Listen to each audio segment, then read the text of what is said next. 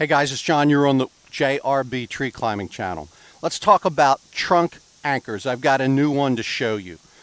Recall that on my website, jrbtreeclimbing.com, I've got a whole page dedicated to trunk anchors. A lot of them I've given to you. Things like the JRB Hitch and the Saddle Hunter's Hitch. Things like the JRB Cinch and the Maverick Hitch and the Super Maverick Hitch. Things like the Toggle Double Loop. Things like the Pocono Hitch from our friends at Archery Elite. And today I'm going to show you something very similar to the Pocono Hitch. We're going to call it the Allegheny Hitch. Now, you don't need to know all of these anchors. It's kind of like shopping. You just got to go through the list and decide which one you want. But if you look at all of the videos on my channel, YouTube gives me some statistics. And of all the videos on my channel, the most popular one has to do with rappel. And second, third, and fourth place all has to do with basic stuff like this. This is the scaffold knot. Most saddle hunters know about the scaffold knot, and they know how to tie it. It's really straightforward to tie the scaffold knot. And it turns out that we can create an anchor really simple by toggling the scaffold hitch in a prescribed manner. We'll get in tight and show you this, such that this is really, really stable. It's really, really stable. And by stable, I mean I can flip on this all day and it's not going anywhere. A lot of folks are still using tethers. I don't recommend using a tether. Here's a tether.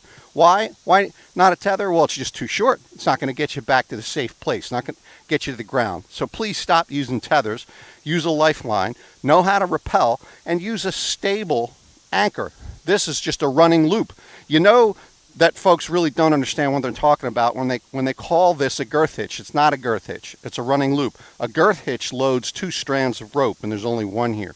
But the bigger problem is it's unstable. This can just fall down, right? A lot of you guys are climbing the tree, and you're advancing your tie-in as you go. And this is unstable. We don't want to use something like this. This device, watch how I can advance it up the tree. I can pull it back, it stays there, and without putting my hands behind, I can pop it wherever I want it, can remove it, comes off, and disappears. It's also advanceable with a pole. The only drawback is it's really not remotely retrievable. It is, but it can be problematic. And so I'm not telling you this is going to be the only tool in your toolbox. But when I assess the community and what they're capable of, most folks I find are increasingly safety conscious. They want to be safe, but they're intimidated by tying complex knots. And there's nothing simpler than the scaffold knot or the poacher's knot, the overhand noose knots to tie. See my video on scaffold knot, poacher's knot, and overhand noose knots and learn how easy that is to tie. And now what we're going to do is we're going to get you in tight so I can show you how to tie it and to fix it in detail. Okay, so here's the end of my rope. I happen to have a JRB end loop on the end. We may use that or we might not. So I'm going to assume a fair-sized tail, maybe about 8 inches or so, and I'm going to form a scaffold knot. The reason I'm using a scaffold knot instead of a poacher's knot is it's just a little bit easier to remove after loading. So what I do is I wrap this around my fingers back towards the tail once, twice, and thrice. So I've got 3 turns, and then I take that standing end and I shove it back up through. See my video on scaffold knot, poacher's knot, and overhand noose knots.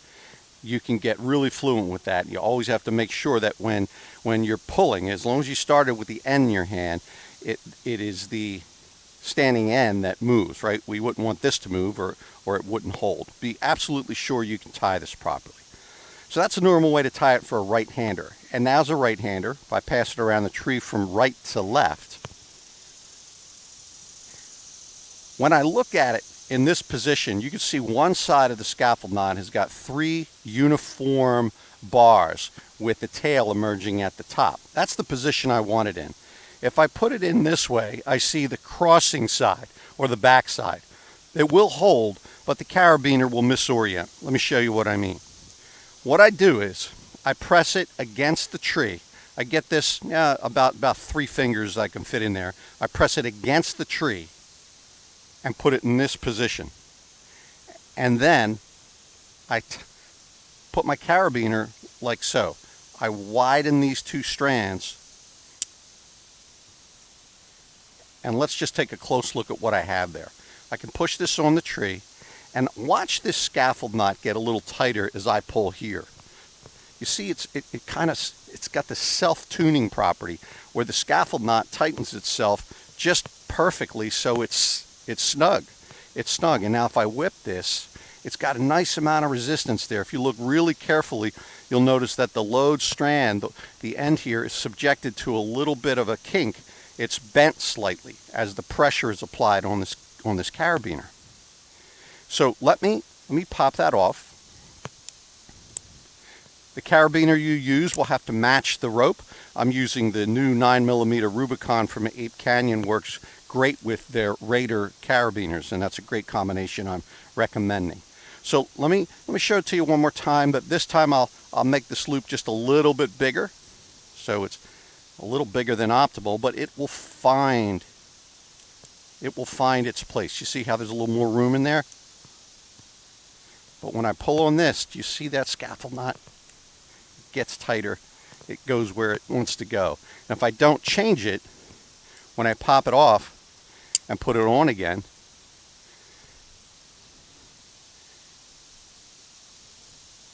it will be at that same tension level where I can just get a carabiner on. Okay, now before I do anything, I want to just show you, well, what would happen if instead of having the tail on the top and the moving end on the top, right? That's the way I want it. I want the 3 bars facing you. I want the tail on the top and the running end on the top. What if you had it upside down, right? That'd be pretty simple. Well, it's still going to hold. It's just that the orientation of the carabiner won't be ideal. It'll flip around and touch the tree. So here, I'll just show you that. See, it just twists the carabiner the other way. It's not the end of the world, but we don't want our carabiner pressed against the tree. So that's one subtlety you've got to be aware of. Now, I have to point out a similarity to the Pocono hitch, right? The Pocono hitch also uses a loop, but it's not a running loop. It's a fixed loop, and the Pocono hitch goes on this way. And so I want to just point this out because this could be a legitimate variation for the Pocono hitch. They're very similar. The Pocono hitch is formed this way. Instead of with the loop pressed against the tree, it's outward. And so I'm not telling you this doesn't work. I just don't prefer it. This holds too. I would call this an outside Allegheny hitch because the loop works outside and away from the tree, where the default version is an inside Allegheny hitch. And I've tested that. That does work with the Pocono hitch as well. Incidentally, this name, the Allegheny hitch, I talked to the inventor of the Pocono hitch, and we talked about it a couple times actually, and we decided to go with Allegheny only because the Allegheny Plateau in geography is the plateau which holds the Pocono mountain range for which the Pocono hitch was named. So they're closely related, and I hope you like and remember that name.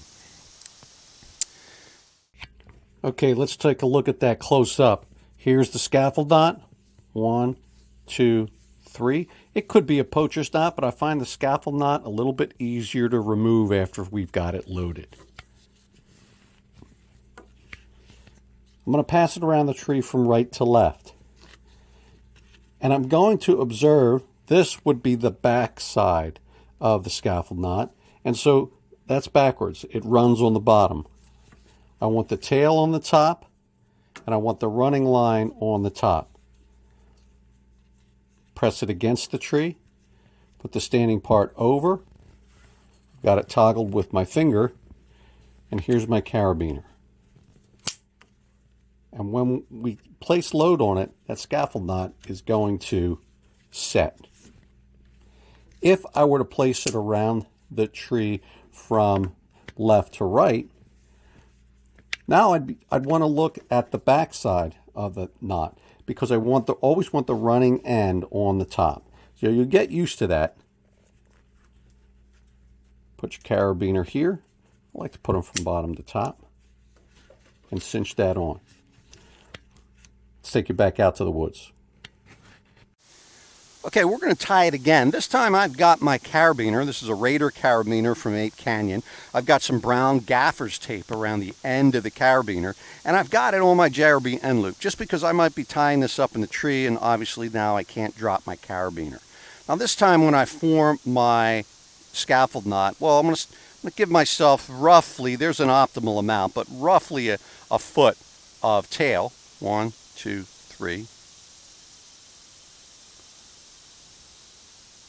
Make sure you are fluent and adept at tying the scaffold knot. Place it around the tree. Remember, I press it against the tree. Well, now this carabiner, right, I don't have to reach into my bag. I know exactly where it is, and I can put it on. Let's get that tight.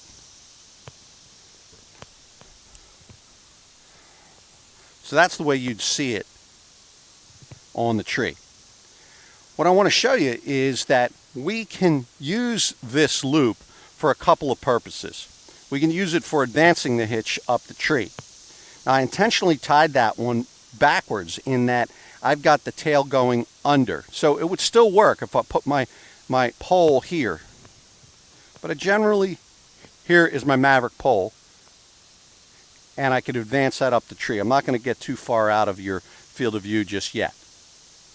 But I think I prefer that when I affix it,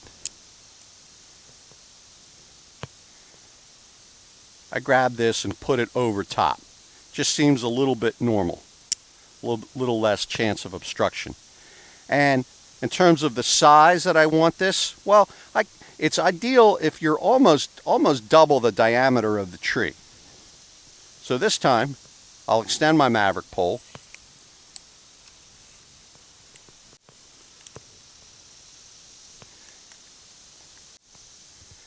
And I'll advance it. There's no metal touching metal here, as long as I'm pulling out. Of course, this is more difficult on a roughed bark tree.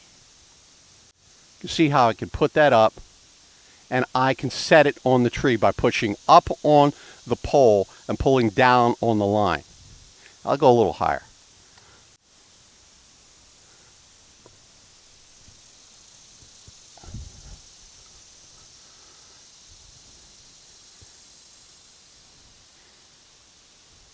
Okay, let's put it on again this time. And this time, let's say you didn't have a JRB end loop. I can still advance it up the tree. But I've got to engage my pole here. And you can kind of control, see how much resistance there is? By pulling on your scaffold knot just a little bit, you can increase or decrease that resistance. And you'll find that it's really incredibly easy to advance this and get it tuned to put it up the tree. So I'll take my Maverick pole, put it on the quieted carabiner, and surprisingly, this really doesn't make any noise because I've always got tension between the two metal parts and a tiny strip of tape there. So I can wrap that, I can put that up the tree, but before I do so, I'm going to stop it right here and pretend. Let's say I needed to retrieve this. It is not the best for retrieval, but you guys already have other tools in your toolbox. You're already rappel capable, and so you can use this anchor during your climb, and you could switch over to another retrievable anchor at the top when it's time for rappel. That's completely up to you. But if you do want to test its ability to retrieve, the way to do so is to attach your retrieval line right here on the far right side for a right-hander and pull. So that's the way I do it. But recognize, in order for this to pull through, there can't be anything on the rope. And that's not really appealing for me. Yeah, sure, I might not have any branches and I might be able to get it to fall down, but you should never count on that. And so I don't really love this for retrieval because I would have to take my friction hitches off the rope in order to get it to run through. But that's how we would attempt to retrieve it. If you've got any better suggestions, let me know and we'll take care of that in a future video. But this time I'm going to put it on the tree again. I'm just demonstrating. If you had your scaffold not real big because you just tied it, no problem. I like to put my carabiner from bottom to top. You just snug that here in your hand.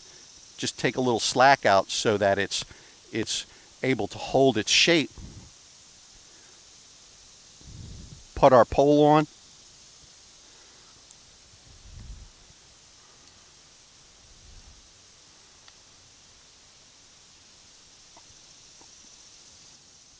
That's as high as I can reach.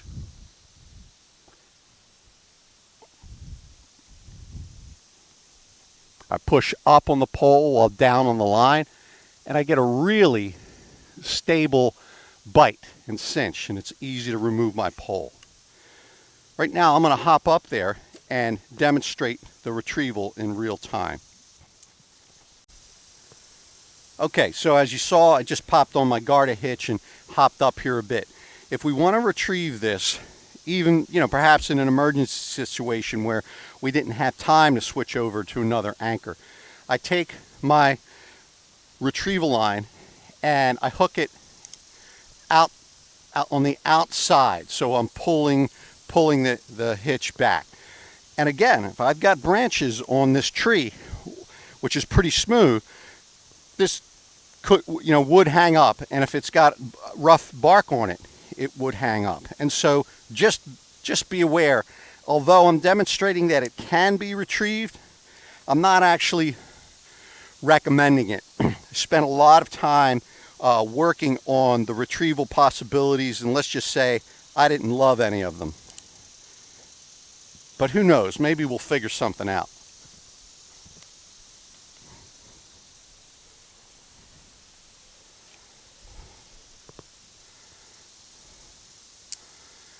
Of course, in a real hunting situation, I'd climb much higher. I'd use the other end of the rope, right? Whether I'm stick climbing or whether I'm hitch climbing, I'd use the other end of the rope. I'd form another anchor. I'd put it above. I'd transfer over and I'd continue my way up the tree. But this demonstration is about the hitch, and so we went high enough. Okay, so I'm going to give myself some room by getting my friction hitch out of the way and hope this will fall down the tree. So here goes.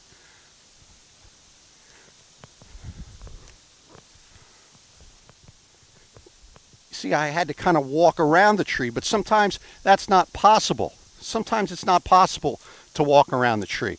And sometimes, often I should say, with this much, see, I'm pulling that, but boy, it's really hard to pull to get that to run through. I'm able to get it down, but it's not my favorite. My preference would be at the top of the hunt, we simply take the other end of the line. Right? Really easy to collapse that. We would take the other end of the line and we'd switch over. This is a Super Maverick hitch. Or you might have another favorite anchor. You might not want to tie it every single time, the Super Maverick. You might only want to tie it once at the top of the tree and rappel on that. And of course, attach a retrieval line here after it's been unlocked, and that is just effortless to get down. Okay, so uses for this hitch. I find uses for it for just the folks who are advancing their lifeline up the tree, a technique I don't really recommend, but what I'm seeing a lot is folks, they're not attaching to the tree. They're using a lineman's belt, which is a joke, right? A lineman's belt is not going to reliably prevent a fall or an injury if you lose your footing. You got to be ready to lose your footing. I want you tied into the tree. So this is another option for doing so. You can use it for hitch climbing. You can use it for stick climbing. You can use it, the two-tether crowd might want this. I showed one of my buddies who likes to two-tether climb, and he thought this was fantastic. It's just another tool in your toolbox. And by the way, I got another one coming, and the one that's coming up next is not that much more difficult to tie, and this one will be retrievable. So watch the channel for that, and check out the page for trunk anchors, choking, spar anchors. I've got a bunch of them on my webpage with a comparison of their features. You choose the one or the ones that you want for your system. Thank you.